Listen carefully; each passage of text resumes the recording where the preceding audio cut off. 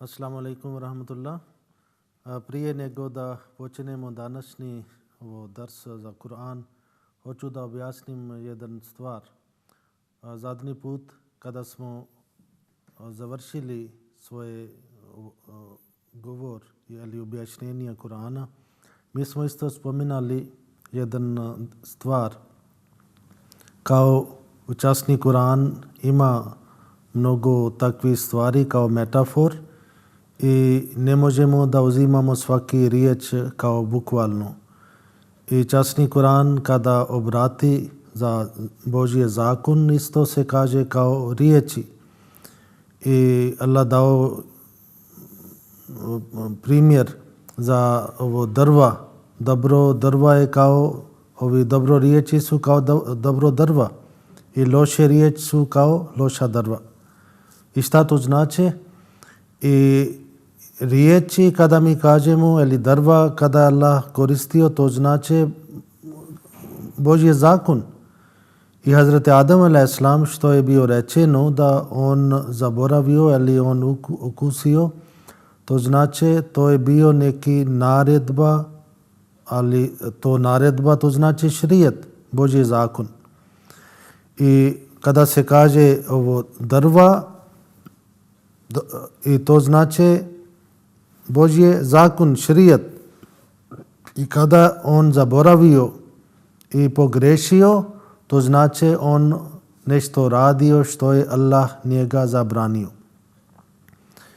I onda poslije on učio neke riječi i tražio oprost i onda Allah njega oprostio.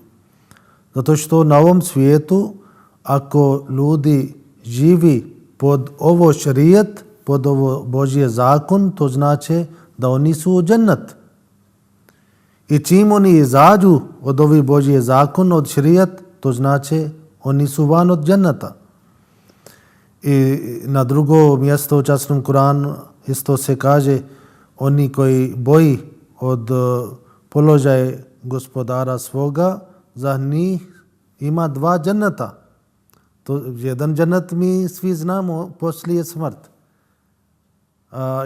Onda gdje je taj drugi džennet? Drugi džennet je na ovom svijetu. I Hazret Adam a.s. dok je on živio u krug od ovog dženneta, on živio, to znači za taj džennet što se nalazi na ovom svijetu. I čim on pogrešio, onda Allah rekao sada treba da izađeš. Džennet ima isto jedan značenje kao bašta i tamo smo objasnili detaljno, to znači Hazret Adam a.s. živio na ovom zemlji, na ovom svijetu i odavde je on izašao, to znači on završio hidžra i svaki poslanik on završio taj hidžra. To znači oni su preselili od jedno mjesto na drugo mjesto. Na primjer, Hazret Nuh a.s., Hazret Ibrahim a.s. i počeo s Hazret Adam a.s. i onda Hazret Isa a.s. i naš poslanik Hazret Muhammad s.a.v. To znači svaki poslanik iselio od jedno mjesto na drugo mjesto i za Hazret Adam a.s. što je bio rečeno da on izašao iz džennet i to nije bio neki džennet negdje na nebu, nego na ovom svijetu. I danas još samo malo dali objašnjenje šta znači ovo drva i riječi i to kada Allah koristi kao metafor i to znači šrijet, Božji zakon. I čim čovjek izađe od šrijet, od Božji zakon, onda pati. I to tako se onda pokazuje nama. Božji zakon je za dobrobit za čovječanstvo. Nema neka kazna ili nije nešto loše za čovjek ako on živi pod Božjim zakonom. I onda danas, ako Bog da, onda počinemo za dalje. Surat Al-Bakara. Danas ćemo početi od ajet 41. I kao mi imamo običaje i prvo se uči arapski dio časni Kur'an i onda dolazi prevod i objašnjenje. औज़ुबिल्लाहिमिनश्शैतानिर्रजीम बिस्मिल्लाहिर्रहमानिर्रहीम या बनी इस्राईल अज़्कुरू नेमती अल्लती अनअमतु अलैकुम वअफ़ू बिअहदी ऊफ़ि बिअहदिकुम वइय्याया फ़रहबून वआमिनू बिमा अंज़लतु मुसद्दिक़न लिमा माअकुम वला तकूनू अव्वल काफ़िरिन बिही वला तश्तरू बिआयाती समनन कलीलन वइय्याया फत्तकून वला तल्बिसुल हक़्क़ बिल बातिल व तक्तुमुल हक़्क़ व अंतुम तालमून वाक़ीमुस्सलात व आतुज़ ज़कात वरकऊ मर्राकीन अतामुरून अन्नास बिल बिर्रि व तंसौना अनफुसकुम व अंतुम ततलूनल किताब अफ़ला ताक़िलून वस्तईनू बिस्सब्रि वस्सलाह व इन्नहा लकबीरतुन इल्ला अलल ख़ाशिईन अल्लज़ीना यज़ुन्नूना अन्नहुम मुलाक़ू रब्बिहिम व अन्नहुम इलैहि राजिऊन या बनी इस्राईल अज़्कुरू नेमती अल्लती अनअमतु अलैकुम व अन्नी फ़ज़्ज़लतुकुम अलल आलमीन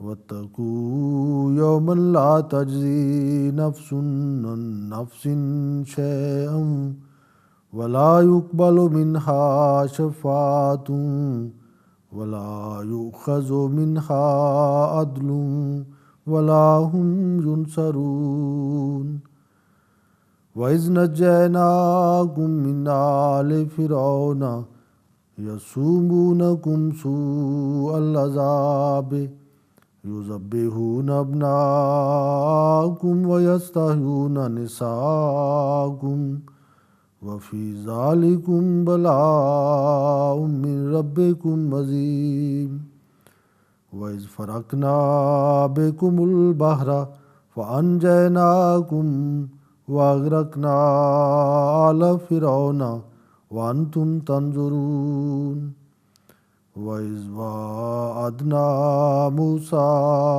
अर्बईन लैलतन सुम्म इत्तख़ज़्तुमुल इज्ल मिन बादिही व अंतुम ज़ालिमून सुम्म अफ़ौना अन्कुम मिन बादि ज़ालिका लअल्लकुम तशकुरून वइज़ आतैना मूसल किताब वल फ़ुरक़ान लअल्लकुम तहतदून वइज़ क़ाल मूसा लिक़ौमिही या क़ौमि इन्नकुम ज़लमतुम अनफ़ुसकुम बित्तिख़ाज़िकुमुल इज्ल फ़तूबू इला बारिकुम फ़क़्तुलू अनफ़ुसकुम ज़ालिकुम ख़ैरुल लकुम इंद बारिकुम फ़ताब अलैकुम इन्नहू हुवत्तव्वाबुर रहीम वइज़ क़ुल्तुम या मूसा लन नु'मिना लका हत्ता नरल्लाह जहरतन फ़अख़ज़तकुमुस साइक़तु व अंतुम तंज़ुरून सुम्मा बअसनाकुम मिन बादि मौतिकुम लअल्लकुम तशकुरून वज़ल्ललना अलैकुमुल गमाम व अंज़लना अलैकुमुल मन्ना वस्सलवा कुलू मिन तय्यिबाति मा रज़क़नाकुम व मा ज़लमूना वलाकिन कानू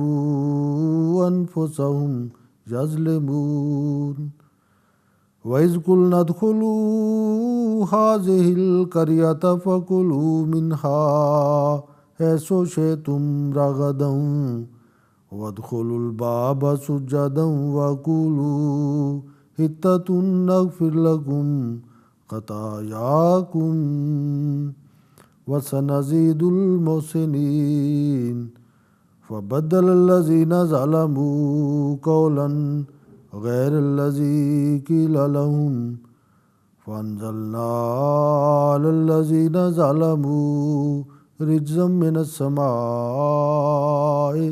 बिमा कानू यफ़्सुकून।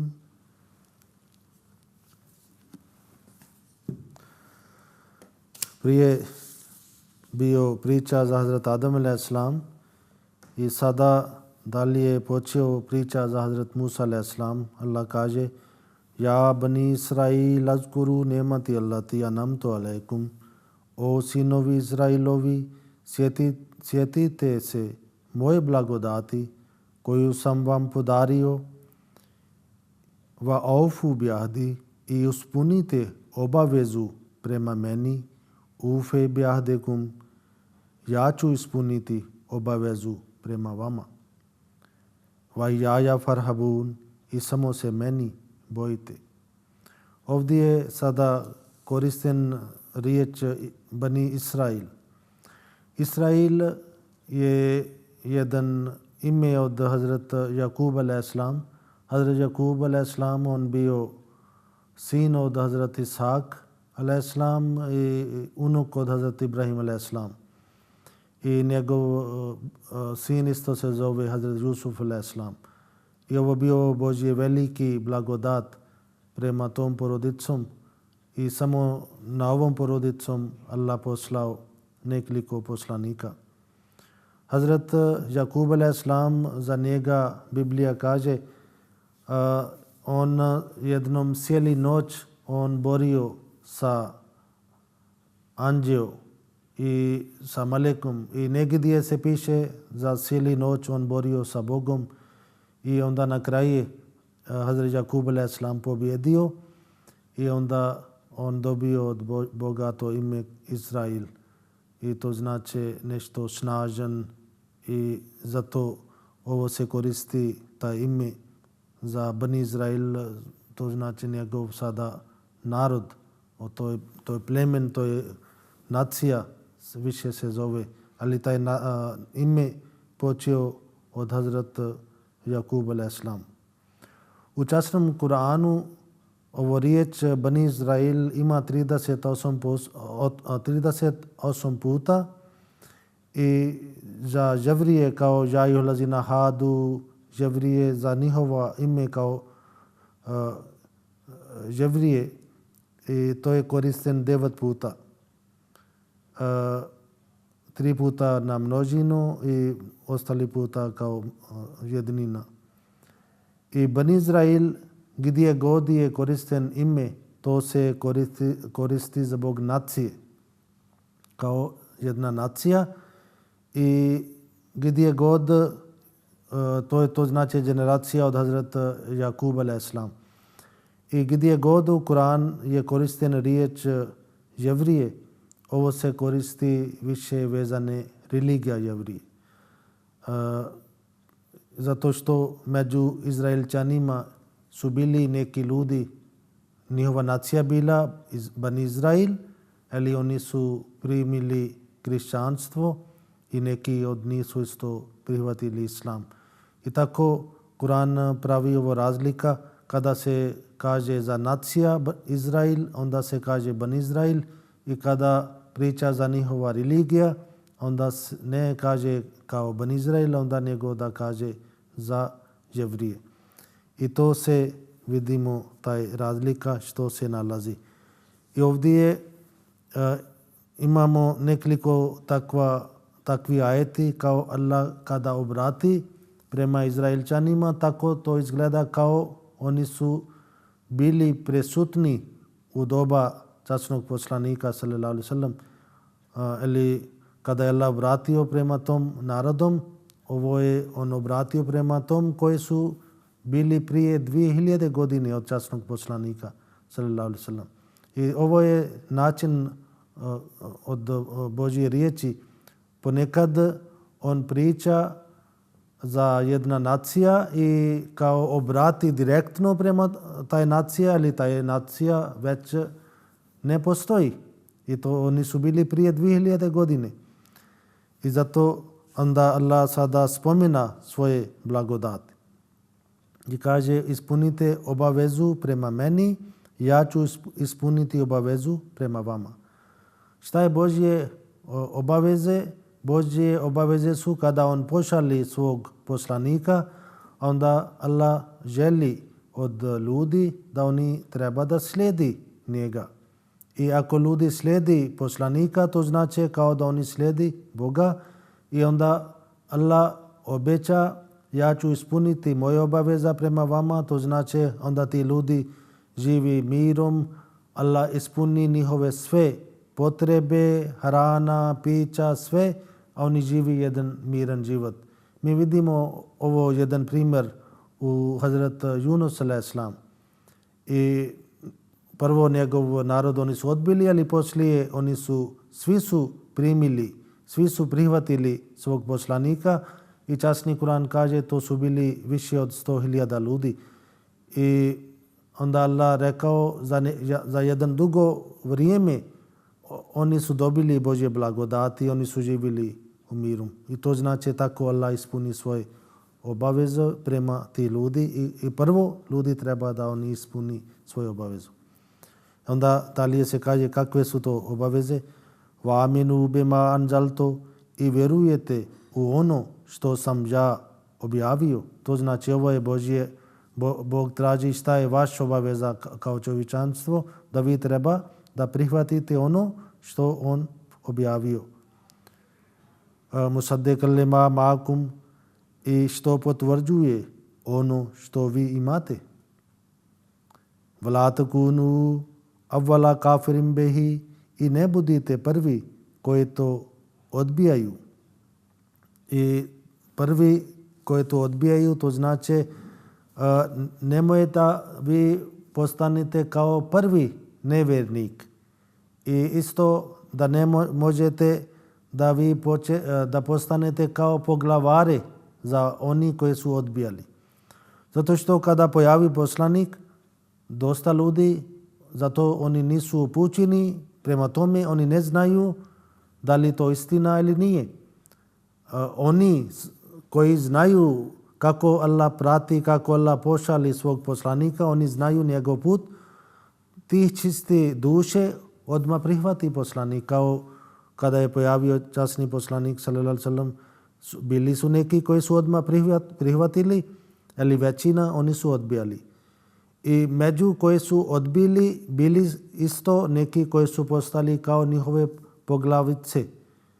I onda Allah kaže nemojte da budete prvi, zato što ona koja odbija u početak, onda on postane kao simbol i za odbijanje i onda drugi ljudi gledaju njih, ako su poglavari, onda oni slijedi njih.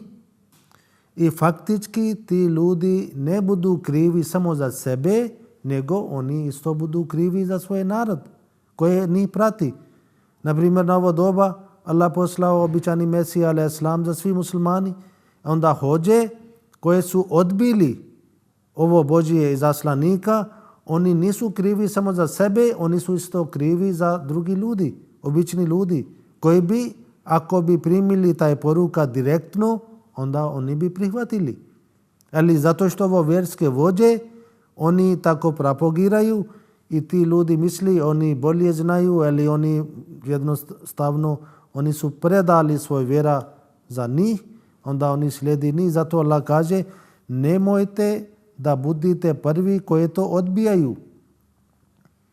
Vla taštaru bi ajati samanan kalila, i ne uzimajte za moje znakove ono što malo vrijedi, vajaja fatakun, i samo se mene bojite. Ovdje se kaže ne kupite moje ajeti. Ovo riječ arapski ištara, ovo se koristi na dvije način. Može da bude prevod da nešto prodate i može bude prevod da nešto kupite. Ali ovdje kada se kaže ne prodate moje ajeti za ono što malo vrijedi, to ne znači da uzimate više pare ili više bogatstva da onda prodate moje ajeti. Ne, to znači i ovdje je više, to znači kao razmjena, da nešto ne tako pravite razmjena za mog ajeta što ne vrijedi. Naprimjer, neki hođe, oni kažu Allah tako kaže i da uzimaju pare i nekome daju fatve. I to znači oni prodaju Allahu ajet, da oni vidi da neko griješi i ako neko griješi on mora da ima posljedice, ali kao kod kršćanista oni idu kod papu i kod svog misionara ili kod ovo pop i onda on kaže da on skuplja njihovo grije, da on kao da oprosti. I zato Allah kaže da nemoj da tako pravite razmjena što ne vrijedi i to je neki način govor. To znači uopšte nemoj da tako radite. Vajaja fatakun i samo se mene bojite. Vala talbesul haqqa bil batile i ne miješajte istinu sa neistinom. Vataktumul haqqa i ne skrivajte istinu. Vantum talamun a vi to znate. To znači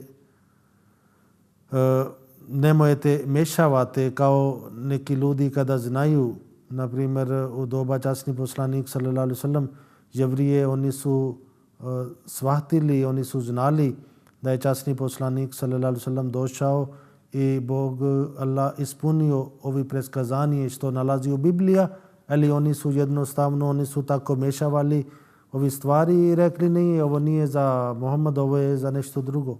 I tako neki ljudi, oni neće pokazuju prava istina da bi ljudi znali, da ljudi ne bi prihvatili.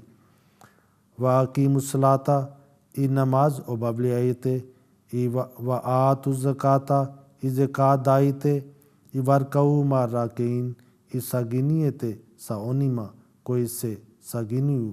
Ovdje kaže varkau marrakin i činite ruku sa onima koji čini ruku. To ne znači da ako vi prolazite negdje i vidite da ljudi klanjaju, ali oni su na ruku i vi odmah idete na ruku. I saginjenje to znači kada čovjek slijedi Božje naredba. I ovdje vidite u početak Kur'an kaže i namaz obavljajte i zakat dajte. To znači financijski žrtvovanje je vrlo bitno za zdravo, za društvo. I ovo pare što kaže zakat, zakat to znači nešto što čisti vaš bogatstvo.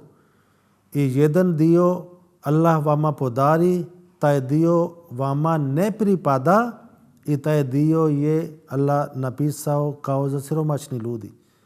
I zato taj dio vi treba da dajte onome kome treba pomoć. I zakat obično ima neka posebna suma. Ako ljudi drži kod sebe, taj može bude pare, može bude ovo zlato, srebro, može bude životinje, na primjer krava, koze, takve stvari. I onda to treba na kraje godine treba da se dadne zakat. Inače to je stopa je 2,5%. Na primjer, ako nešto vrijedi 100 euro, onda poslije godina dana to se plati 2,5 euro. To nije nešto puno. I časni Kur'an dalje zabranio kameta i dozvolio zakat. Zato što sa zakat se čisti bogatstvo i sa kamata to bogatstva ostane i da ne pravi tako krug i onda to se pokvari mir u društvu ako dalje se koristi ovo kamata. Ali zakat, kao je rečeno, ovo riječ sam to znači, kaže da ovo je čisti. U islamska država ako postoji i ako oni drži taj zakon, onda oni moraju da ispuni potrebe od ovih ljudi ili potrebe od država kroz zakat, Ali ako ne bude dovoljno novac, onda oni može da računaju i da traže još neki porez, to oni imaju pravo.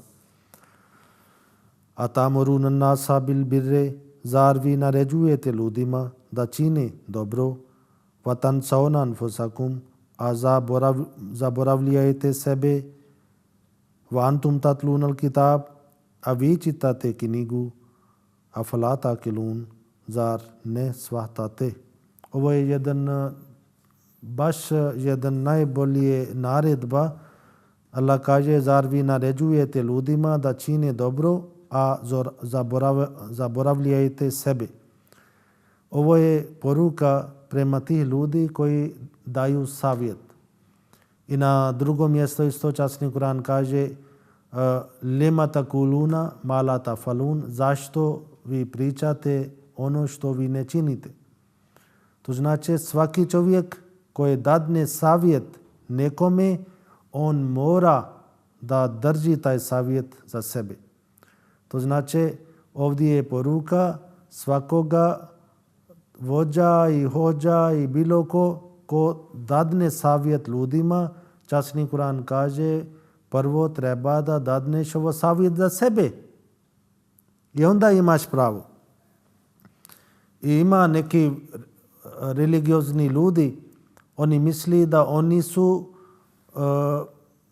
ako oni daju neki savjet, na primjer da ako oni kažu treba da budete iskreni, ako oni pričaju treba da pomažete siromašni, treba da dajete zakat, i tih ljudi misli ovo naredba nije za nas, nego ovo je naredba samo za ljudi. I Kur'an kaže ovo je velika grijeh. Na drugom mjestu Kur'an kaže ovo je veliki stvar da vi kažete ljudima da ne radite ono i sam to radite. I ovo obuhvata sve vjerske vođe. Da li su Jevrije, da li su Kršćani, da li su muslimani, da li su Hindusa, svima je ovo naredba. I ako svaki čovjek ko nekome hoće da dadne savjet, onda on kada bi mislio u tome, onda prije on bi ispravio sebe. Dosta ljudi, oni pokušaju da nađu neka mana, neka grešaka kod drugih ljudi. Oni hoće da vidi kako neko živi, ali ne prati sebe, ne vidi sebe kako oni živi sam sebe. Allah će pitati od nas kako smo mi radili. Ne, on neće pitati za drugi ljudi. Zato ovo je vrlo bitan stvar. Vastainu bis sabre vasala, i tražite pomoć sa sabrom i namazom. Va innaha lakbiratun illa lal khashin, a zaista je to teško osim poniznim. Ovo je vrlo bitan stvar. Tokom životu nekad se pojavi neke teškoće, neke tuge, probleme. Onda Allah kaže ovo će biti dio vaš život. I zato i tražite pomoć sa sabrom. Bez sabr ima dosta ljudi, oni može da kada ima neki problem i tuga, oni ne čini sabr. Ovo je jednostavno. Može se neko plaće, može se neko priča protiv Božje volje. Ovo je jednostavno. Može da svaki tako pravi. Ali Allah kaže bitno je da tražite pomoć sa sabrom. Šta to znači sabrom? I to znači da čovjek bude sa strpljenjem i da bude kako je Allah napravio takav stvar, kako je nešto se pojavio, onda on treba da prihvati. Jednom časni poslanik sallallahu alejhi ve sellem prolazio pored jedan grob i vidio tamo jedna stara žena, ona puno plače i poslanik sallallahu alejhi ve sellem rekao neka sa sabrom neka strpiš. I ona nije znala da je taj poslanik i ona rekla ako ovo je moj sin, ako bi dešavao nešto s tobom, onda ti bi znao šta znači sabr. Onda časni poslanik sallallahu alejhi ve sellem rekao, vidiš, ja sam zagubio nekoliko djece i uvijek sam bio sa sabrom i izašao. I poslije je neko rekao njoj da ovo je bio časni poslanik. Ona je došla i rekla sada činim sabr. I poslanik sallallahu alejhi ve sellem rekao sabr as-sabru inda sadmatil ula. I kada je rana, kada je svježa rana, kada je tada treba bude sabr. A ne poslije kada prođe vrijeme, onda svakako se strpi. Zato Allah kaže trebate tražite pomoć sa sabrom i sa namazom i klanjate namaz i onda tražite Božje pomoć. Ko su ti? Oni, Allah kaže, allazina yazunnuna, koji su sigurni da će se sresti sa gospodarom svom. Allazina yazunnuna annahum mulaqu rabbihim wa annahum ilaihi raji'un, koji su sigurni da će se sresti sa gospodarom svojim i da će se njemu vratiti. Oni čini onda sabr, oni drži taj Božji pravac, oni čini sabr sa namazom. Onda sada dalje Allah kaže Ja bani Israil azkuru nemati, o sinovi Izrailovi, sjetite se moje blagodati. Anamtu alaikum, koju sam vam podario, va anni fazaltukum alal alamin, i da sam vas uzdigao nad svim svjetovima. Šta to znači? Kada Allah koristi tako da je on uzdigao nad svim svjetovima.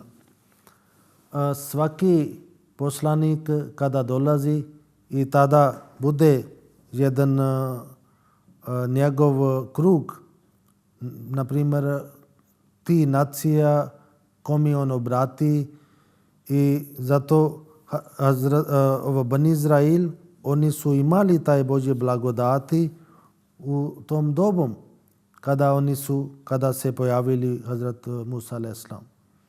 I to ne znači da oni imaju taj Allah ni uzdigao nad svim svjetovima do sudnjeg dana. Kao sam rekao, njihovi svijet tada što je postao, to je njihov svijet. I na primjer časni Kur'an za Islam se kaže kuntum khaira ummatin ukhrijat linnas. Vi ste najbolji ummat koji Allah izvedio za dobrobit čovječanstvu. I poslije dolazak Muhammad sallallahu alejhi ve sellem, Islam je najbolji vjera i onda njegov ummat je najbolji ummat. I samo je bitno da taj ummat radi dobro djela i da pomaže čovječanstvo i onda može da bude taj ummat najbolji. Ako muslimani ne pomažu čovječanstvo i onda oni ne može da bude najbolji ummat. Najbolji ummat traži jedan odgovornost prema svim ljudima. I zato kada se ovo kaže, onda mora da muslimani daju žrtvovanje. Časni poslanik sallallahu alejhi ve sellem kada se pojavio, on odjednom promijenio ovi svi ljudi koji su prihvatili islam. Ti ljudi su dali puno žrtvovanje za islam. Ti ljudi su ostavili svoje porodice i šta god dolazio naredba od časnog poslanika sallallahu alejhi ve sellem, oni su to radili. Jednom on rekao ljudi da idu pored more za neki obaveza, put bio daleko i bili su 300 ljudi. A oni nisu pitali, većina od njih su bili siromašni ljudi. Pogotovo svi su bili tada siromašni osim par. I nije niko pitao kako ćemo putovati, niko pitao odakle ćemo jesti, da li će biti hrana bezbjedna, ali oni samo su čuli naredba, oni su krenuli. I kažu, imali su samo par komad hurme i brzo se nestao sve hrana i bio puno glad i onda pored more oni su našli jedna ogromna riba, valjda bila kita. I 300 ljudi su koristili taj meso skoro 17 dana. I čak se kaže kada su se vratili, dosta su bili kao debeli. I časni poslanik sallallahu alejhi ve sellem kada je saznao i rekao ovo bio gostoprimstvo od Boga za vas. I to znači ako mi budemo spremni da služimo svog vjera i služimo na taj način kako Allah obratio, kako je časni poslanik nama uputio, onda mi možemo da postanemo najbolji umat, kako ovdje je bio rečeno za Izraelčanima.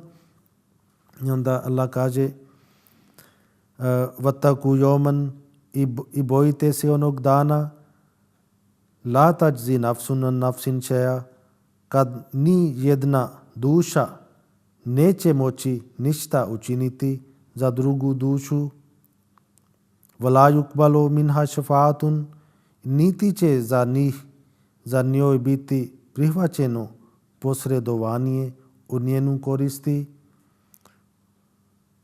vala yukhazu minha adlun, i niti će od njih biti primljena naknada, vala hum yunsarun, niti će oni ljudi biti pomognuti.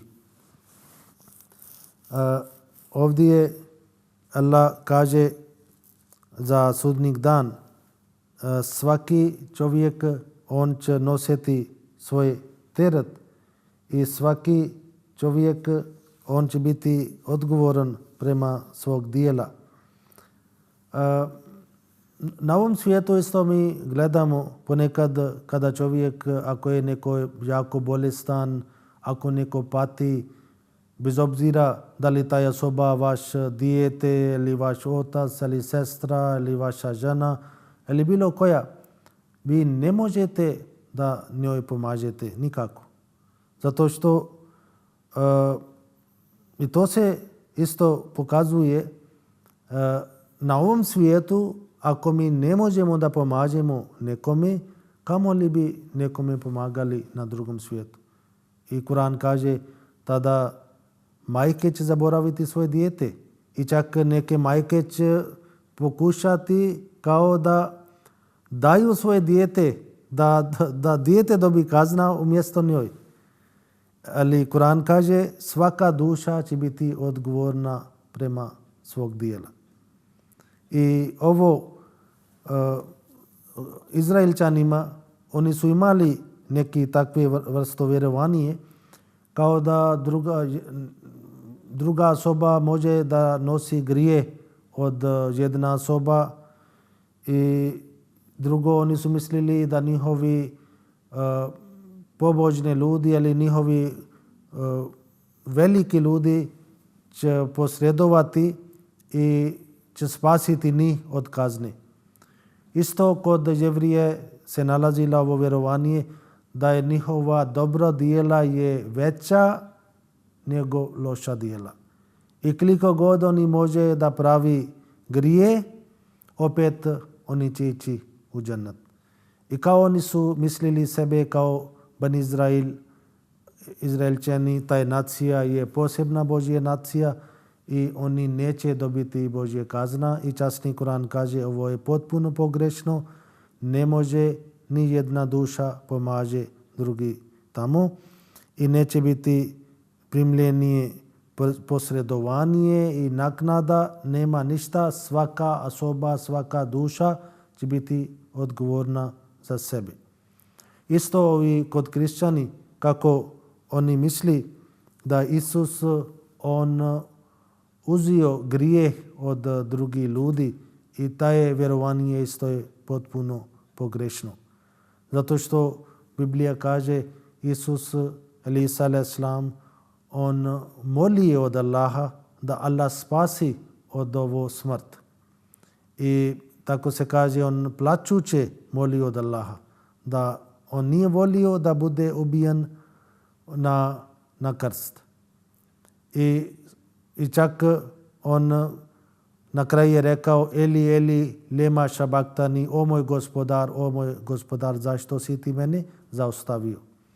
I to znači on već znao da Allah obećao da Allah će njega spasiti od ovi smrt, ali kada on vidi da nema spas, on tako molio.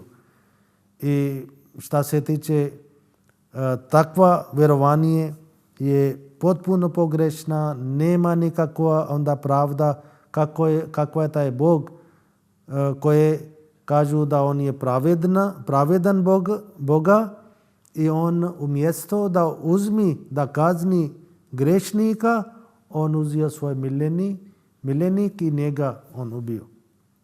To znači svaka duša mora bude odgovorna prema svog dijela i ovo je ovdje poruka. Dalje Allah kaže وَإِذْ مِنْ آلِ فِرَعُونَ i sjetite se kad smo vas od Firaonovog naroda spasili يَسُومُونَكُمْ سُوءَ الْعَذَابِ koji vas je na najgore muke stavljaju. يُذَبِّحُونَ أَبْنَاءَكُمْ oni su klali vaše sinove وَيَسْتَحْيُونَ نِسَاءَكُمْ a ostavljali u životu vaše žene. وَفِي ذَلِكُمْ بَلَاءٌ مِّن رَبِّكُمْ عَظِيمٌ u tome vam je bilo veliko iskušenje od gospodara vašeg. Ovdje je sada Allah kaže da oni su ubili njihove muške djece. To ne znači ta je naredba bila na primjer stalno. Najvjerojatnije ponekad kada Firaon i njegov nacija gleda da je Bani Izraelčani, oni su mnoštvo sada i onda oni hoće da smani njihova broj. Inače se kaže da sve teške poslove su radili Izraelčani. I ako bi oni ubili svi muškarci, onda koji bi to ni radio? I to je bio ponekad neka doba. I na arapskom Yuzabehuna ima više isto značenje kao da oni su smanjili njihovi moć zato što oni su bojali da oni ne vladaju na Egiptu. I zato oni su tako pravili. I kada se rodio Hazrat Musa a.s. i tada isto je bio taj naredba i zato njegova majka njega stavila sa Božjim objavom u rijeci i onda kako je Allah njega spasio. To znači ovdje Allah broje svoje blagodat prema Izraelčanima kako sam tako sa vama spasio i onda dalje će reći kako oni su prekršili ovo Božje naredbe. I na jedne strane mi vidimo koliko ima Božje blagodat i na druge strane mi gledamo koliko ovi ljudi oni su bili neposlušni i čak poslanik postoji tamo, opet oni budu neposlušni. وَإِذْ فَرَقْنَا بِكُمُ الْبَحْرَ i kada smo za vas more rastavili, فَأَنْجَيْنَاكُمْ i spasili vas, وَأَغْرَقْنَا آلَ فِرْعَوْنَ a potopili Firaonovog narod, وَأَنْتُمْ تَنْظُرُونَ vi ste gledali. Ovdje je Allah pokazao svog moć, svog čudo za Izraelčanima kako je Allah njih spasio i Hazrat Musa a.s. kada je vodio svog naroda od Egipta prema Sirije da izvadi i kada su stigli do to mjesto gdje se sastavi rijeka Nil i more, onda tamo su oni prošli. A stvari o tome da li ovo Božje čudo, Božje mođeza, to bude van priroda ili unutra priroda. I kada mi čitamo Božje riječi, časni Kur'an na drugom mjestu kaže Allah ne promijeni svoj zakon. To znači šta god se dešava u svijetu, šta god poslanici pokazuju neki čudo, to sve stvari budu unutra Božje zakon. Možda ljudi tom periodu oni ne bi shvatili taj čudo, ali taj čudo stoji unutra Božje zakon, ne bude nešto vani. Naprimjer, ovo voda koja je nestala tada i tamo se pojavi ponekad ovo prirodna to je fenomena i nekad ovi talase budu visoki i nekad ti talasu su kao zagubi. Ne budu. I čudo je u tome Hazrat Musa a.s. i njegova nacija, njegovi sledbenici, oni su stigli na to mjesto u tom trenutku kada tamo se nestao voda. I čim oni su prošli i opet voda sastavi, opet voda je podigao visoko i zato oni su potopili. I to je taj čudo. Naprimjer, Hazrat Isa a.s. on bio rođen bez oca i sada nauka pokazuje da je taj fenomena se nalazi na ljudskog roda. To može se dešava da jedna žena ona rodi bez muža. I onda mi možemo da kažemo tada ljudi nisu saznali u doba Hazrata Isa a.s. Ali ta stvar postoji. I zato ovo Hazrat Musa a.s. kako je Allah njega spasio, ovo je bio čudo, ali ovo bio prirodni Božji zakon. Vaizva adna Musa arba'ina lelatan i kada smo Musao 40 noći obećali, summa takhaztumul ijla, onda ste vi u njegovom odsustvu min badehi, summa takhaztumul ijla min badehi, onda ste vi u njegovom odsustvu tele uzeli za obožavanje, vantum zalimun, a bili ste silnici. Na drugom mjestu u časnom Kur'an postoji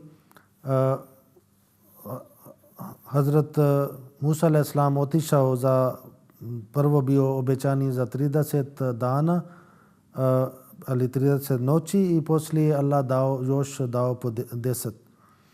Ovdje je ovo vrlo čudni i neobični stvar. Hazrat Musa a.s.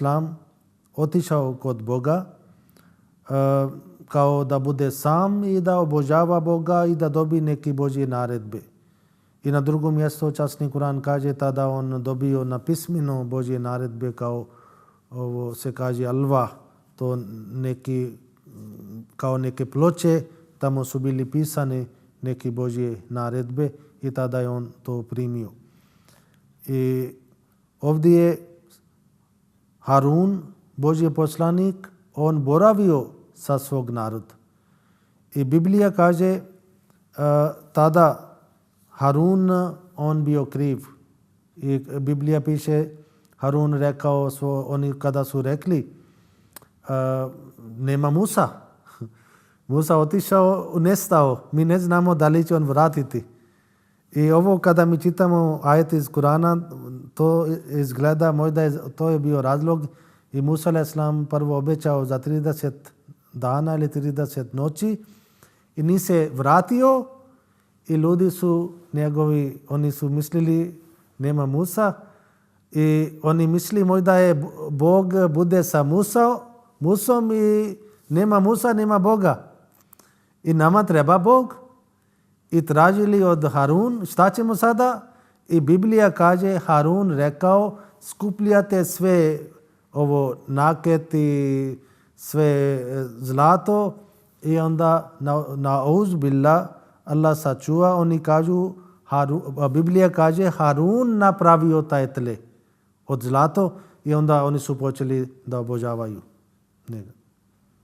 I časni Kur'an na drugom mjesto oslobodi Hazrat Harun a.s. Časni Kur'an kaže Harun opšte on nije to radio, nego radio jedan čovjek ko se zove Samri. On to napravio ta sve. I Musa a.s. kada je bio lut sa svom bratom, Harun rekao, oni nisu mene slušali. I ja sam se bojao da ne pravimo podijela među Bani Izraelčanima. I zato ja sam se ošutio. I na drugo mjesto što Kur'an kaže, va adna Musa salasina laylatan wa atmamnaha bi ashrin fatamma mikatu rabbihi arba'ina layla. I mi smo Musau obećali 30 noći i dopunili ih sa još 10. To se pokazuje da tada ovi ljudi, oni su mislili da ovo on nije vratio. I ovako je određeno vrijeme gospodara njihovoga bila u potpunom 40 noći. To znači za 40 noći Hazrat Musa a.s. boravio kod Boga i onda poslije toga njegov narod, oni su nešto napravili tle.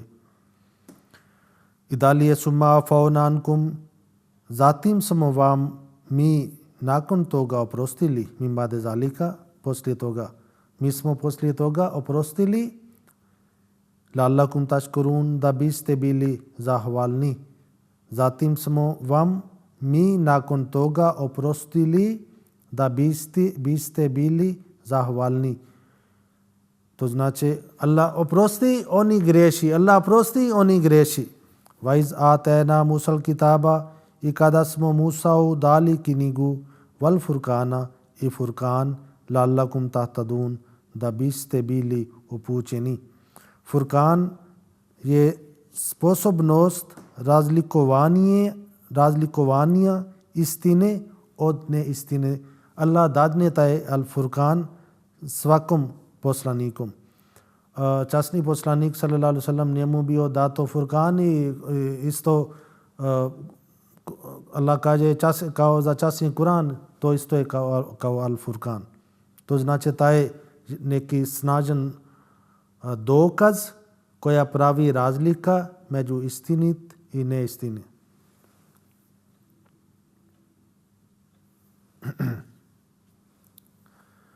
Onda dalje, vaiz kala Musa li qaumihi, i kada je Musa rekao narodu svome, ja qaumi innakum zlamtum, o narode moje, vi ste zaista učinili nasilje svojim dušama, zlamtum anfusakum, svojim dušama, bittekhazikumul ijla, uzimajući tele za obožavanje, fatubu ila barekum, okrenite se zato svom tvorcu sa pokajanjem, faktulu anfusakum, i ubijte svoj nafs, ubijte sebe. Zalikum khairul lakum, to je najbolje za vas kod stvoritelja vašeg. Zalikum khairul lakum inda barekum, to je najbolje za vas kod stvoritelja vašeg. Fataba alaikum, onda je on primio vaše pokajanje. Innahu at-tawwabur rahim, sigurno on prima pokajanje i milostivlje. To znači kada je Musa a.s. došao, on vidi ovo stanje, onda on rekao svog narod da treba da činite tauba, pravite tauba i faktulu anfusakum, i ubijte sebe. U Biblija kaže taj dan Hazrat Musa a.s. kao ovo bio Božja naredba i 3000 ljudi su bili ubijani. Zato što to je bio Božja naredba, Musa a.s. naredio, hajde, prijatelji treba da ubije svog prijatelja, brat treba da ubije svog brata. I tako oni su pravili jedan veliki masakar i sutra dan koji su ostali živi, onda on za neki način uspio da smiri Boga i Allah ni onda oprostio. Ali ovo stvar je potpuno pogrešno, zato što kada se kaže ubijte sebe, nafs, to znači svoje ja. I ovaj ajet ne znači ubite se, kako isto većina oleme tumači, nego ubijete u sebi loše navike, grijehe, da tražimo oprost za svoje grijehe. Samo ubijanje je u islamu zabranjeno. I ovdje je, kako je Biblija rekao i kako neki naši muslimani oni tumači, ovo je potpuno pogrešno. Kako može da Allah kaže da vi ubijete sebe i dalje kaže da Allah on će primiti vaše pokajanje, onda je on primio vaše pokajanje. Kako bi on onda primio? Vi ste već bili mrtav. Kada ste ubili sebe, onda odakle bi on primio pokajanje? Onda Allah kaže on primio vaše pokajanje. To znači kada na arapskom se kaže ubijte sebe, to ne znači doslovno, nego to znači da odstranite od sebe, ubijte svoje grije, ubijte tih navika koje su pogrešni navika, koje vodi prema šetan, koje vodi da idete dalje od Boga. Ubijte njih. I to znači kao i onda Allah nije oprostio. Jedino ovo može da bude značenje, ne može da bude neki drugi značenje ovdje. Vaiz kultum ja Musa, i kada ste rekli o Musa, lan numina laka, mi tebe nećemo vjerovati,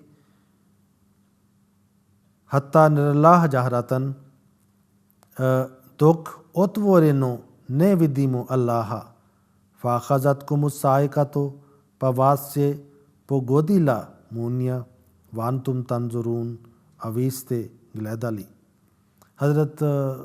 Narod od Hazrat Musa a.s. oni su bili baš čudni narod. I koliko je Allah pokazao svoje čude, koliko Allah nije pomagao, i opet oni nisu bili zadovoljni. I kada zato časni Kur'an na drugom mjestu kaže za Jevrije da njihova srca je kao kamen i još tvrda od kamena. Oni su dobili Božje srdžba i to nije bio neki jednostavan stvar. To znači oni su puno pogrešili. I kada je bio poslanik presutan, tada su pravili takvi prekršaje, i kada nema poslanika, nema sada više Božje uputstvo, onda vidite gdje bi oni završili. Allah nema tijela, Allah samo tamo stavio neka munija da oni gledaju, onda Allah kaže pa vas se pogodila munija, a vi ste gledali. I ovdje kad god Allah obrati prema Izraelčanima, tako to izgleda kao da oni postoji u doba časnog poslanika. Allah kaže vi ste ti ljudi, vi ste tako napravili, vi ste tako radili, kao da oni postoji u doba poslanika. Ali inače ti ljudi oni su dolazili prije, oni su bili prije 2000 godine. I to se pokazuje da kada se priča za neki narod, to ne znači da oni su tu, faktički tu, nego neki drugi. I za Hazrat Isa a.s. muslimani tako su pogrešili. Časni Kur'an kaže, nekoliko mjesto časni Kur'an kaže da Isa a.s. on je umro. U jednom mjestu sa njegov riječ se kaže falamma tawaffaitani kunta anta raqiba alaihim. A kad si me ti usmrtio, samo si im ti promatrač bio. I ovdje muslimani kada čitaju u hadisima da je poslanik sallallahu alejhi ve sellem rekao da će doći Isa, onda oni tumači, to znači on mora da bude živ. Oni odstrani svi ajeti od časni Kur'an koje kažu da je on umro. Oni odstrani svi ajeti od Kur'ana koje kaže poslije smrt čovjek ne može da dođe ponovo na ovom svijetu. I časni Kur'an kaže među živi i mrtvima je barijer, ne može da oni prođu i neki kažu zato što Isa treba da dođe ista osoba, onda Allah će njega oživiti. Čovječe, onda vi promijenite Božji zakon, vi hoćete promijeniti cijeli časni Kur'an, samo da zadovoljite svoje vjerovanje. Ovdje Allah priča za Izraelčanima i izgleda kao da oni su bili presutni u doba časnog poslanika, a oni su bili prije 2000 godine. Zašto ne razmišljate o tome?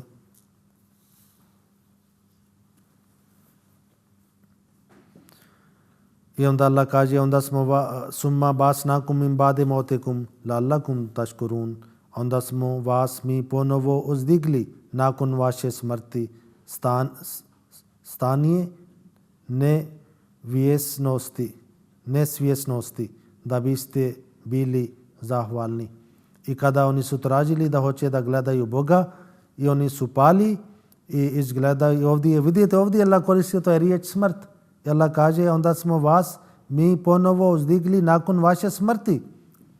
Ali to oni su bili nesvjesni i kada su došli u sebe, onda su rekli Allah je čist, Allah je subhanallah, neka mi verujemo u njega, tako su rekli, to postoji na drugom mjestu.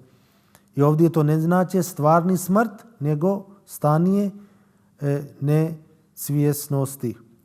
Mazallalna alaikum al-ghamama, i onda smo vas zasjenili oblakom, vanzalna alaikum al-manna, i slali vam mannu, vassalva, i salva, kulu min tayyibati ma razaqnakum, jedite od čisti stvari kojima samo vas mi obskrbili, vama zalamuna, a walakin kanu anfusahum yazlimun, a oni nisu nama nepravdu učinili, nego su je sami sebe naučili. Ovdje je Allah isto dadne primjer svoje blagodati i kaže da onda smo vas zasjenili oblakom i slali vam mannu i salva.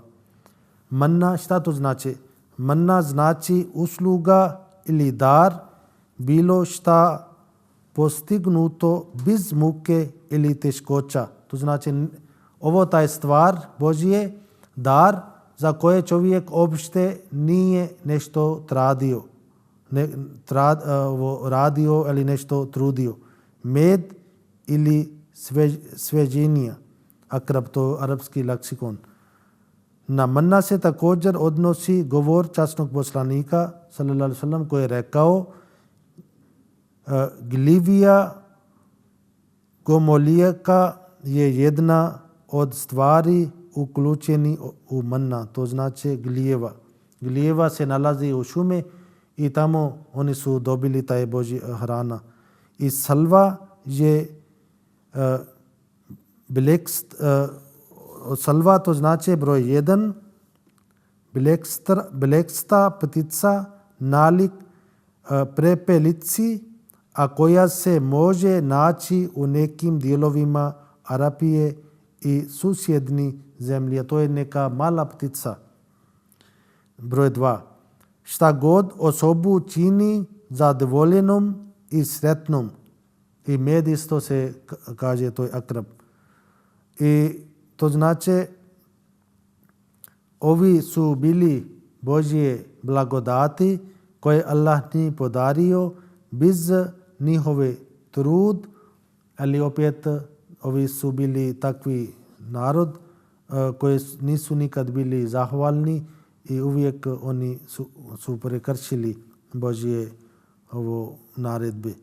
I onda dalje se kaže vaiz kul nadkhulu hazihil karijata, i kada smo mi rekli uđete u ovo naselje, fakulu minha heso šetum ragadan, i jedite odakle želite u izobilu, i uđete na glavnu kapiju, vadkhulul baba, i uđite na glavnu kapiju suđadan